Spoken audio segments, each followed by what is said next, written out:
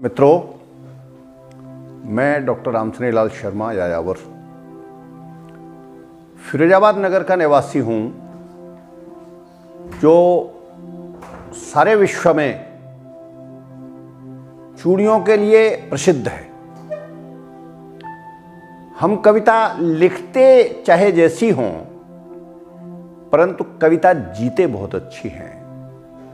यह फिरोजाबाद नगर के निवासियों का ही सामर्थ्य है कि संसार भर में हिंदू सुहागिनें, और हिंदू ही नहीं, हिंदू, मुसलमान, ईसाई, पारसी सभी सुहागिनें चूड़ियाँ पहनकर अपने आप को श्रृंगारित और सुंदर अनुभव करती हैं।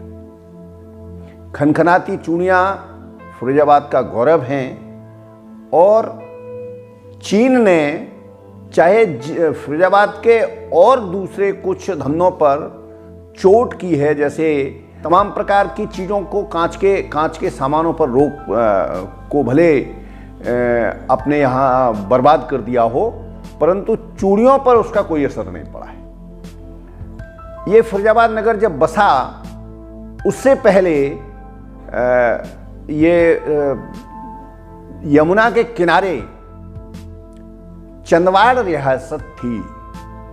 जहां आज भी आप जाएं तो उस गांव में बड़ी बड़ी हवेलियां, महल, मंदिर देखकर आपको अनुमान लग जाएगा कि ये नगर कभी बड़ा समृद्ध रहा होगा। इस चंद्रवाड़ नगर में चौहान राजाओं की रियासत थी, और वे चौहान राजा जयचंद के अधीन थे, कन्नौज नरेश जयचंद के अधीन थे। दुर्भाग्य से लोक ने जयचंद को देशद्रोही घोषित कर दिया है, क्योंकि ये कहा गया कि जयचंद ने ही मोहम्मद गोरी को आमंत्रित किया था, परंतु ये सत्य नहीं है। जयचंद देशद्रोही नहीं था। जयचंद ने पृथ्वीराज गोरी को मारने के बाद 6 महीने बाद जयचंद ने और कन्नौज पर आक्रमण कर दिया, और वह युद्ध फिरोजाबाद और इटावा के बीच में यमुना के किनारे पर हुआ। उसमें चंद्रवाड़ के राजाओं ने जयचंद का साथ दिया, परंतु उसमें सम्मुख युद्ध में लड़ते हुए जयचंद मारे गए, उनकी सेना हार गई। उसी चंद्रवाड़ रियासत का एक प्रेरक प्रसंग मैं आपके सामने प्रस्तुत कर रहा हूं। तुलसी के समकालीन, यानी संभवतः 1640 में एक कवि का जन्म हुआ, जो फिरोजाबाद से लगभग 4 किलोमीटर आगे जलेसर की ओर बसे हुए गांव दौलतपुर में जिनका जन्म हुआ था। वहाँ एक जैन परिवार था। वो जैन परिवार चंद्रवाड़ महाराज के दरबार में, चंद्रवाड़ नरेश के दरबार में बड़ा सम्मानित था। वो महाराज थे जैन हल। इन हल के दूसरी पत्नी से एक पुत्र का जन्म हुआ। उस पुत्र का नाम रखा गया ब्रह्मगुलाल। ब्रह्मगुलाल देखने में बहुत सुंदर थे, आकर्षक थे। जो देखता था उनके सौंदर्य को देखता ही रह जाता था। कविता की प्रतिभा उन्हें जन्म से मिली हुई थी। ब्रह्मगुलाल के साथ एक और गुण था उनमें, वो था विविध प्रकार के स्वांग भरने का।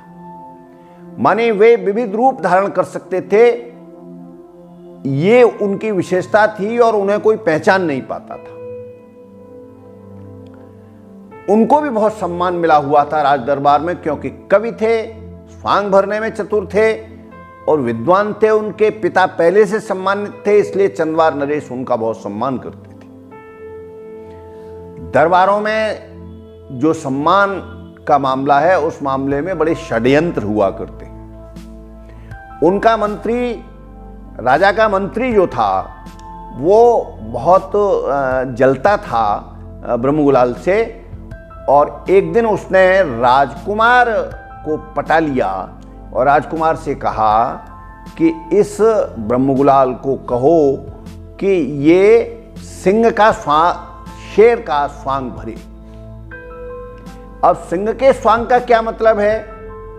सिंह का स्वांग भरेगा तो ये जैन है और हिंसक नहीं बन पाएगा। लेकिन ब्रह्मगुलाल से कहा गया तो ब्रह्मगुलाल ने पहले तो मना किया, बचने की कोशिश की, लेकिन जब राजकुमार हट पकड़ गया तो उन्होंने महाराज से कहा कि महाराज ने आदेश दिया कि राजकुमार अकेला पुत्र था उनका, एकमात्र। तो ब्रह्मगुलाल ने कहा कि महाराज मैं स्वांग तो भर लूंगा, परंतु मेरा एक निवेदन है कि सिंह हिंसक होता है और इस बीच में सिंह का स्वांग भरते हुए मेरे हाथ से कोई हिंसा हो जाए, किसी को कोई मर जाए तो मुझे क्षमादान दिया जाए पहले ही। तो लिखित में राजा ने उन्हें क्षमादान दे दिया और इस क्षमादान के बाद एक दिन लोगों के बिना बताए हुए और ब्रह्मगुलाल जो थे वो सिंह बनकर आ गए। अब लोगों ने देखा लंबी लंबी दाढ़ें, जटाएं, बाल, तीखे नाखून, आंखें लाल, हिंसक जैसा दिखाई, बिल्कुल सिंह जैसे दिखाई पड़ रहे थे। जब वे जा रहे थे तो रास्ते में जिसने उन्हें देखा वो व्यक्ति भयभीत होकर उन्हें असली सिंह समझकर रास्ते से भाग गया। वे दरबार में पहुंचे, सिंह की तरह दहाड़ने लगे। उनकी दहाड़ सुनकर के लोग कांप गए, कुछ लोग तो उठकर भाग गए। तो हुआ ये कि मंत्री जो था वो चालाक था, वो उनके सामने एक हिरन का बच्चा ले आया और राजकुमार से कहा कि इनसे कहो कि अगर सिंह है तो इसे मारे, क्योंकि सिंह तो शिकार करता है। अब ब्रह्मगुलाल, क्योंकि वो जानता था कि ब्रह्मगुलाल जैन है और इसलिए ये हिंसा नहीं करेंगे, और हिंसा नहीं करेंगे तो इनका स्वांग जो है वो असली नहीं होगा। ब्रह्मगुलाल हिरन के बच्चे को देख करके चुपचाप खड़े रह गए सिंह के रूप में। ये देख करके राजकुमार ने मंत्री के उकसाने पर उनको उत्तेजित किया और उनसे ये कहा कि कैसा सिंह है रे, तू सिंह नहीं गीदड़ है, तेरी मां को धिक्कार है कि शिकार तेरे सामने है और तू कुछ नहीं कर रहा। बस जैसे ही मां पर बात आई ब्रह्मगुलाल उत्तेजित हो गए। एक छलांग लगाई उन्होंने जोर की, शेर की तरह, और एक हिरन में थापड़ दी और एक राजकुमार में दिया।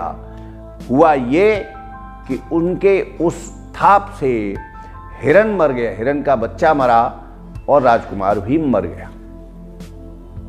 राजकुमार की मौत से राजा बहुत दुखी हुआ, परंतु वो क्षमादान दे चुका था, इसलिए राजा ब्रह्मगुलाल के विरुद्ध कुछ कर नहीं सकता था। परिणाम ये हुआ कि वो बहुत दुखी रहने लगा राजा और रानी, और उन्हें लगा कि ये ऐसा षड्यंत्र अगर हुआ और उसके कारण मेरा पुत्र चला गया तो बहुत दुखी थे। एक दिन ब्रह्मगुलाल जैन मुनि का स्वांग भरकर आए, एक बगीचे में रुके, उन्होंने उपदेश देना प्रारंभ किया। राजा ने उनके उपदेश सुने, उन्होंने बताया कि ये जीवन माया है, और धीरे धीरे उनके मन से राजकुमार की मृत्यु का दुख दूर कर दिया। राजा सामान्य हो गया। तब उन्होंने एक दिन कहा कि महाराज मैं जैन मुनि नहीं हूं, मैं ब्रह्मगुलाल हूं। तो उन्होंने कहा कि ब्रह्मगुलाल अब तुम दरबार में आ जाओ, और हमारे मन में तुम्हारे प्रति कोई क्रोध नहीं है और अब तुम सहज रूप से रहो। लेकिन ब्रह्मगुलाल ने कहा कि नहीं महाराज, अब मैंने जो वेश धारण कर लिया उसी वेश का अनुपालन करूंगा, और इस तरह फिर वो जैन मुनि बनकर ही रहे। उन्होंने 22 पुस्तकों के लगभग लिखी हैं, कृपन जगावन चरित है, इस तरह की पुस्तकें लिखी। तो फिरोजाबाद नगर तो फिर बाद में बसा अकबर के समय में, और उससे पहले चंद्रवाड़ रियासत में एक बहुत बड़े ये जो ब्रह्मगुलाल कवि हुए थे, उनका ये प्रसंग उनके जीवन की एक प्रेरणा को देने वाला है। धन्यवाद।